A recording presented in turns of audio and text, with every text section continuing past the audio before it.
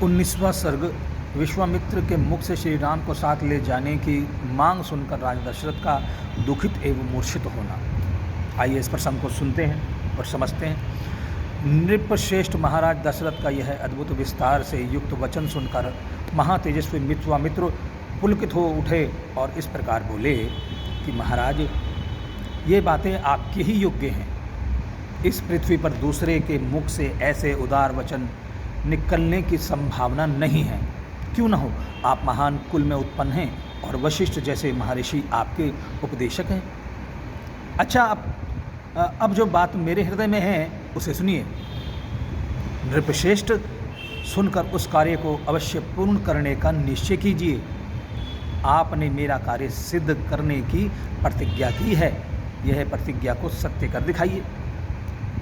पुरुषवर, मैं सिद्धि के लिए एक नियम का अनुष्ठान करता हूँ। उसमें इच्छानुसार रूप धारण करने वाले 2 राक्षस विघ्न डाल रहे हैं। मेरे इस नियम का अधिकांश कार्य पूर्ण हो चुका है। अब उसकी समाप्ति के समय वे 2 राक्षस आ धमके हैं। उनके नाम हैं मारीच और सुबाहु। वे दोनों बलवान और सुशिक्षित हैं, बहुत ज़्यादा बलवान हैं। उन्होंने मेरी यज्ञ वेदी पर रक्त और मांस की वर्षा कर दी है। इस प्रकार उस समाप्त प्राय नियम में विघ्न पड़ जाने के कारण मेरा परिश्रम व्यर्थ गया और मैं उत्साहहीन होकर उस स्थान से चला आया हूँ, क्योंकि वहाँ पर राक्षस हैं मारीची और सुबाहु जो विघ्न डाल रहे हैं। पृथ्वीनाथ, उनके ऊपर अपने क्रोध का प्रयोग करूं, उन्हें शाप दे दूं, ऐसा विचार मेरे मन में नहीं आता।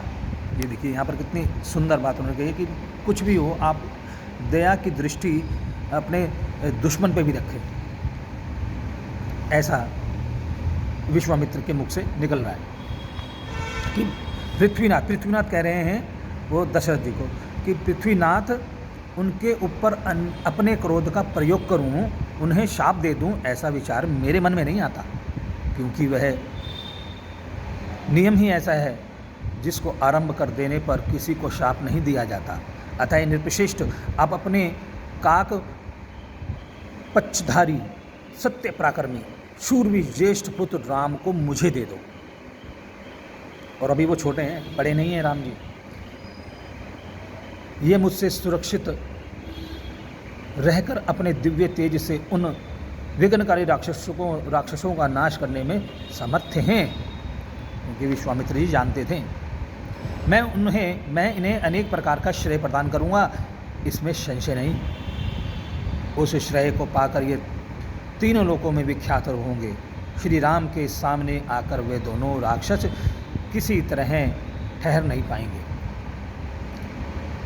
इन रघुनंदन के सिवा दूसरा कोई पुरुष उन राक्षसों को मारने का साहस नहीं कर सकता। नृपश्रेष्ठ, अपने बल का घमंड रखने वाले वे दोनों पापी निशाचर कालपाश के अधीन हो गए हैं। अतः महात्मा श्री राम के सामने नहीं टिक सकते।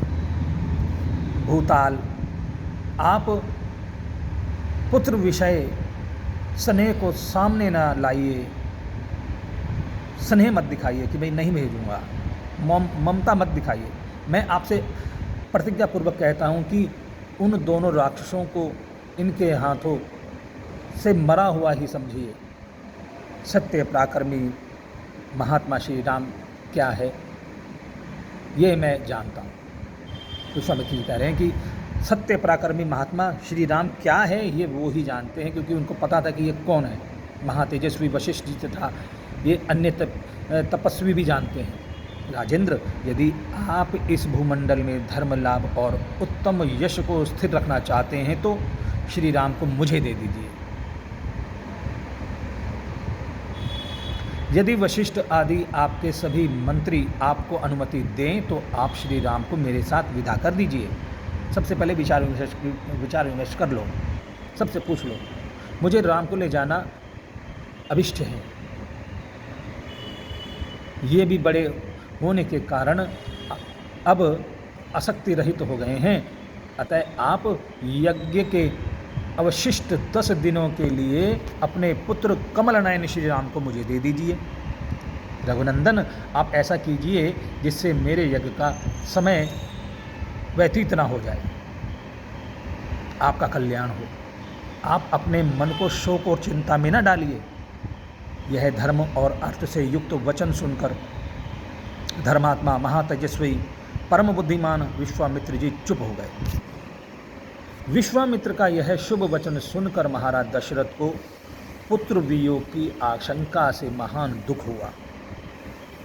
वे उससे पीड़ित हो सहसा कांप उठे और बेहोश हो गए कि इतने दिनों बाद तो मुझे अपने कुल की प्राप्ति हुई है, अभी वो थोड़ा बड़ा हुए हैं और विश्वामित्र जी कह रहे हैं कि भाई मुझे अपने साथ लेके जाना है, वो भी 2 राक्षसों के लिए, मारीच और सुबाहु को मारने के लिए, जो बड़े बलवान हैं और मेरे बच्चे तो छोटे हैं। थोड़ी देर बाद जब उन्हें होश हुआ तब वे भयभीत हो विषाद करने लगे। विश्वामित्र मुनि का वचन राजा के हृदय और मन को विदीर्ण करने वाला था।